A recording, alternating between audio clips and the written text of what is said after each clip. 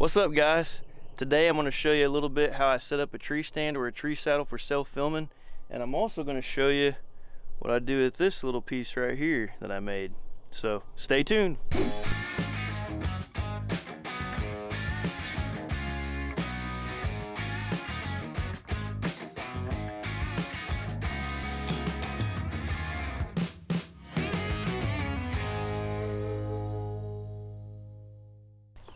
What's up, guys? Today I'm out here at the property and I'm actually about to set some sticks up in this tree so I can get it all set up for a tree saddle.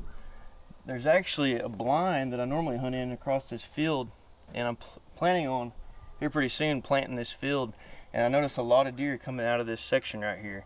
I actually went with a brush hog and cleared some paths through here, and there's a lot of deer I feel like that just bed back in here, and they come out from this bedding area into this field. So this tree actually, it might even work pretty good for a scrape tree even. And if I'm sitting up there in that saddle overlooking this field edge, I think it'll end up being pretty good. But today I'm going to actually go through and kind of show you how I set one of these stands up, either for a saddle or a tree stand, either one. And I've actually got this little piece right here, if you can see that. I want to show you what I do with this nice little piece of metal that I made. Can't think of what it's called. I got it at the Atwoods here in town, but it's basically just like a piece of strap metal. It's got holes in it, and I got a couple of bolts and a couple of nuts, and then I drilled a couple of new holes in there. And I typically try to put these on like every tree stand that I have, because I really like to self-film like most all my hunts. So I kind of just got in the habit of doing that, so it's like this makes it way easier. But kind of what I got set up here is I got my tree arm so I can test it out once I get up there and get everything set up. Got my saddle, of course. I've got my platform, and then I got a DeWalt for a couple of different things. One thing I'm going to mention is on these sticks. I really like these sticks. And I got these at Atwoods too. To some people that don't know what Atwoods is, it's kind of like a Royal King or a Tractor Supply type place. But around hunting season, they sell these tree stands and stuff. But these sticks are pretty handy, and because on this property I just leave them in the tree, and they're pretty affordable. I think they're like 50 to 60 bucks. So I buy these sticks. There's like 5 joints, and it goes up to about 20 feet, which is typically where I like to set up in a tree. But they joint together, and normally they use these little clips that go in the sticks here. But these things, I just never really liked these things on any tree stand steps or anything, because when you're in the deer woods, anything that's going to make noise and clang around, I don't want no part of it, really, you know. And that's one reason why I like to get everything set up beforehand and prepared, you know, before deer season. That way everything's already set and ready to go. So what I do is I actually buy at Atwoods again, I go buy me a bag of bolts and nuts and washers. And instead of using these little, you know, detachable little pin things, whatever you want to call them, I actually just put a bolt with 2 washers and a nut on this joint right here. So that way there's no clanging around. If I put that pin in there and moved it around, that slot is loose with that pin in it. It just kind of jiggles around and jangles around, so when you're actually climbing up the tree, that thing makes a bunch of noise. So I don't really like using those pins. You can, and I have, but I've noticed that using them bolts actually makes it a lot quieter. So that's just kind of a tip to keep in mind. Bring you a saw, limb saw, you know, chainsaw, whatever you need to actually clear some limbs to get your ladder up there. And I just got this little hand saw here. This is probably all I'm going to need really to get this thing set up. Looks like it's a pretty clear path to where I'm wanting to go. So I got this, and then also a couple of hangers, one for your bow, one for your backpack or what have you. So anyways, I'm gonna get this thing set up, and I'll be back in just a minute.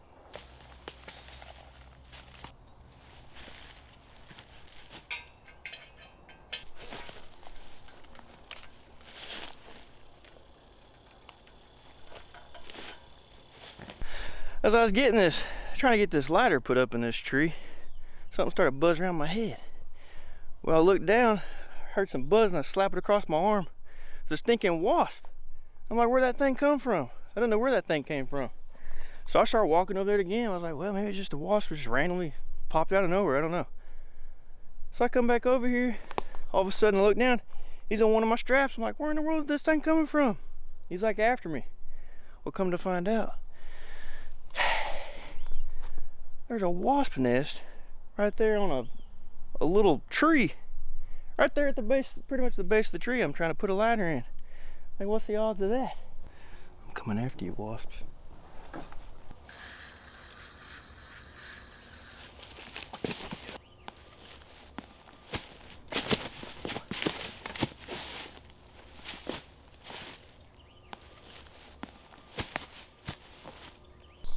Okay, now that I got the ladder finally put up and got the wasp situation taken care of, I got my platform set up there, and now I can actually show you what I'm going to do with this. This camera arm, I'm sorry, that I'm using is a really common tree arm.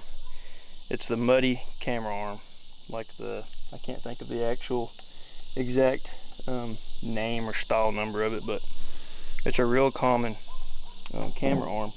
Pretty positive that they actually make an attachment for your camera arm, or for certain camera arms, or a camera arm that they have. But I ended up making this, and how this works is I actually take this piece right here, and you see how there's two holes in it. I actually take screws just like this, which I believe are concrete screws if I'm not mistaken. They're pretty tough and durable. I haven't had no problems with them. You could put 2 screws in this thing, screw this to the tree, and hold this whole camera arm up with your camera.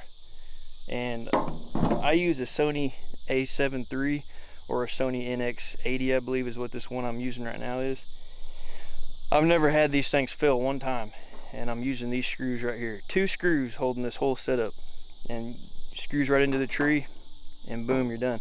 But the nice thing about this is this stays in the tree, and I'll put a couple of 1 or 2 wing nuts on these right here, and when I attach this to the tree, I'll show you here in a second, you take the wing nut off, you slide this camera arm right against the tree where you want it, where this bracket was mounted. You put the wing nuts in, tighten them up, put your camera on the camera arm, and you're ready to go. It works out awesome. Like, it saves so much time. Usually with these camera arms, you got to put the ratchet strap on it. It's noisy, it's annoying, it's like hard to do in the dark if it's in the morning time, and take down and everything. It's just a pain.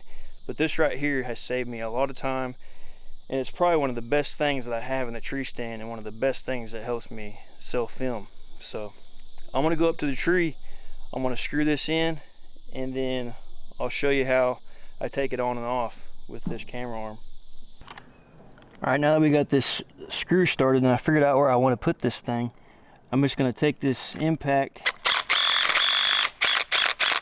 put the top screw in first. Then when I grab my next screw, just go ahead and kind of try to get it straight if you can.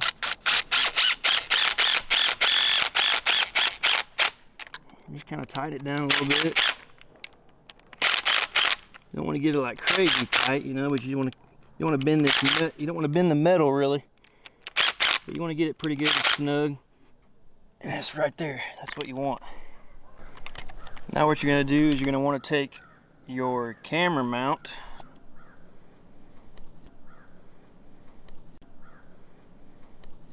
take a wing nut that fits the same size as the bolt there. Hold your camera arm up right there. Put the wing nut on. Tighten it up nice and snug.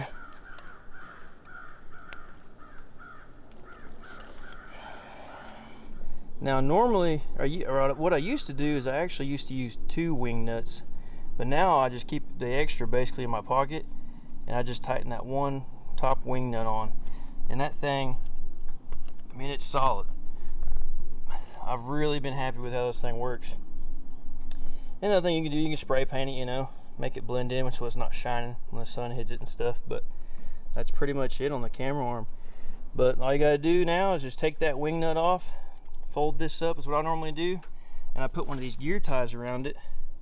I usually keep one of those gear ties with me. And I also have one of these straps that I put on it too.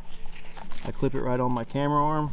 I throw the camera arm around my back, around my shoulder, and then climb down. Now, one thing about this camera arm is just last year I bought a saddle. I've been wanting to try to hunt with a saddle. Haven't really hunted with the saddle much, honestly. But the way that this is set up, normally if you're in a tree stand, you basically want your back up against the tree, right? Well, typically that camera arm is going to be on my right side because I'm a right-handed shooter. So I usually grab my bow with my left hand, and then I'll control my camera with my right hand, and then right before I'm getting ready to shoot, I'll set the camera up on the deer, try to as best I can, pull back and make a shot.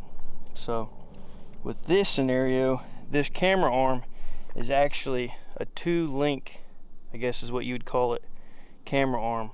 So this is really not ideal for a saddle setup. What I've noticed a lot of guys do with a saddle setup is they'll actually put the camera arm like in between them and the tree, right dead center from where they're, you know, leaning back on their saddle.